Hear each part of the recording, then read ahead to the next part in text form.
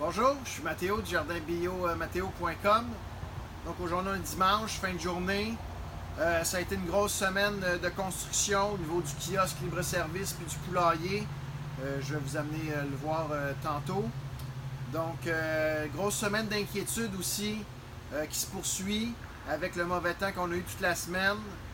J'ai mon agronome conseil qui est passé un après-midi puis qui a vu beaucoup de dérèglements dans la croissance des plants dans leur productivité, justement à cause du manque de luminosité, ce qui fait qu'on est quand même inquiet à savoir si on va être capable de reprendre le temps perdu à ce niveau-là quant aux heures d'ensoleillement.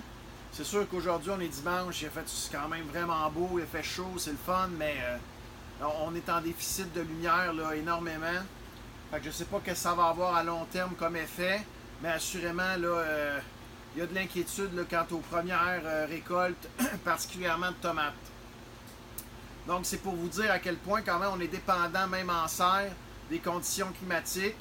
Puis mon agronome Karine qui fait le tour des producteurs agricoles me disait à quel point il y en a là, qui sont sur le bord de la dépression parce qu'ils ont des contrats d'approvisionnement avec des chaînes, ils ne peuvent pas livrer, ils ont des pénalités, puis ils se demandent si la saison n'est pas à l'eau déjà. Au mois de mai parce qu'il y a quand même 3-4 semaines de retard puis il annonce encore de la pluie cette semaine, ce qui fait qu'on ne peut pas vraiment rentrer dans les champs. C'est quand même une réalité qui est triste, puis ça me fait penser aux gens qui ont été inondés dans la région de Montréal particulièrement, mais aussi ici dans la région de la Naudière. C'est quand même triste, puis c'est des événements qui sont durs à surmonter parce qu'on n'a vraiment aucun pouvoir là-dessus.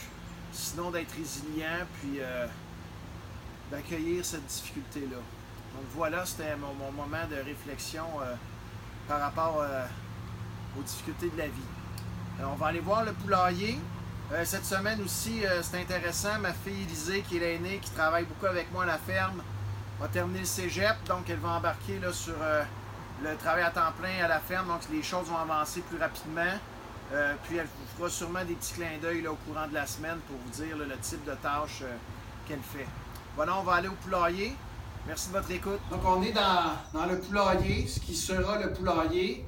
Dans le fond, c'est une ancienne grange, là, un peu désaffectée que j'avais, que je suis en train de remonter comme ça.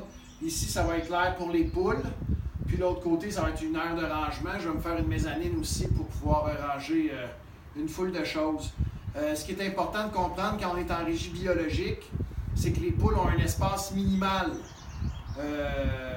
qu'on doit leur offrir, là, autant à l'intérieur qu'à l'extérieur. Ce qui fait que si je vais dépasser amplement l'espace pour le nombre de poules que je vais avoir, cette année 25, puis si ça va bien l'an prochain, j'aurai le maximum du quota permis qui est 99. C'est des poules pondeuses que j'aurai.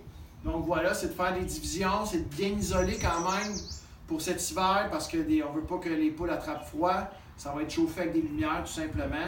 Donc voilà, ça va être leur espace. Puis à l'extérieur, je vais faire comme une rallonge pour pouvoir les protéger aussi un peu de la pluie, puis qu'elles aient de la place là, pour aller gratter le sol. Ça, c'est aussi une obligation en régie biologique. Donc voilà pour le poulailler qui est en construction. Je reçois mes poules le 1er juin. Ça va prendre quelques semaines avant qu'elles pondent, ce qui fait que je vais pouvoir vous offrir là, au courant de l'été des œufs. Puis vous pourrez venir les voir aussi si ça vous enchante. Merci.